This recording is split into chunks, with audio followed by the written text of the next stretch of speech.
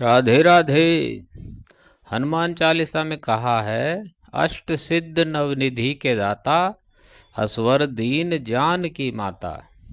अर्थात जानकी जी ने हनुमान जी को ये अष्ट सिद्धि और नवनिधियों का दान दिया था, और साथ ही अष्ट सिद्धि और नवनिधियाँ हनुमान जी द्वारा भी किसी भक्त को प्राप्त की जा सकती हैं।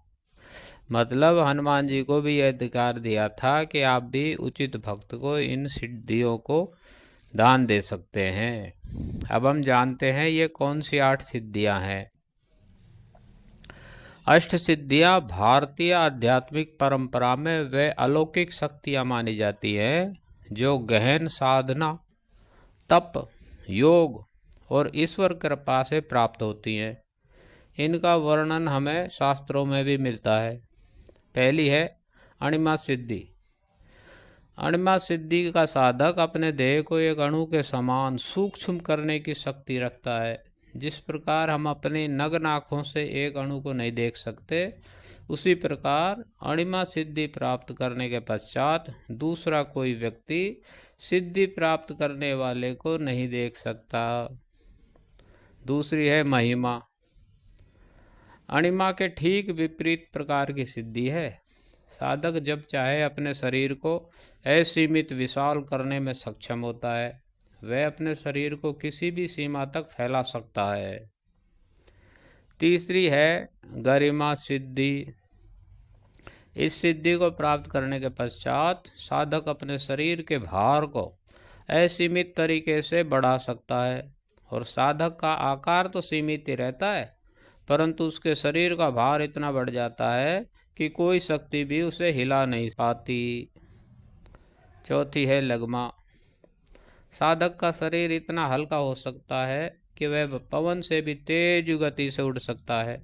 उसके शरीर का भार ना के बराबर हो जाता है।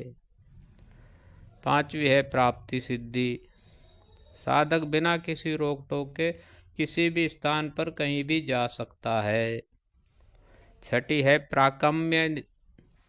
साधक किसी के मन की बात को बहुत सरलता से समझ सकता है, फिर चाहे सामने वाला व्यक्ति अपने मन की बात की अभिव्यक्ति करे या ना करे। सातवां है ईसत्व।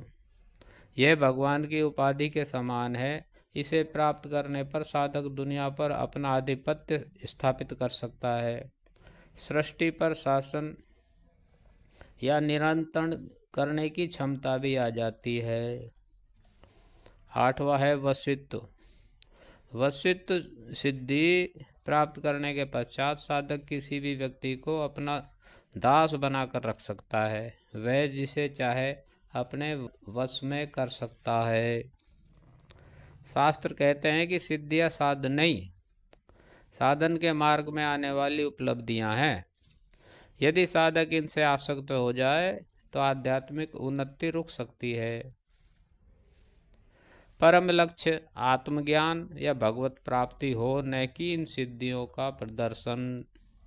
यदि हम जीवन से जोड़कर देखें तो अणिमा और लगिमा का हमें विनम्रता और हल्केपन से जीवन जीना सिखाती है। गरिमा सिद्धि विपरीत परिस्थितियों में संयम और धैर्य सिखाती है। प्राप्ति और प्राकम्य इच्छाओं को सीमित रखना और संतोष करना सिखाती है। ईश्वरत्व और वशित्व सिद्धियां नेतृत्व करते समय नैतिकता और करुणा भाव बनाए रखना सिखाती है। तो ये हमने आज 8 सिद्धियों के बारे में जाना। कल हम नवनिधियों की भी चर्चा करेंगे। बोलिए वृंदावन बिहारी लाल की जय। जय जय श्री राधे।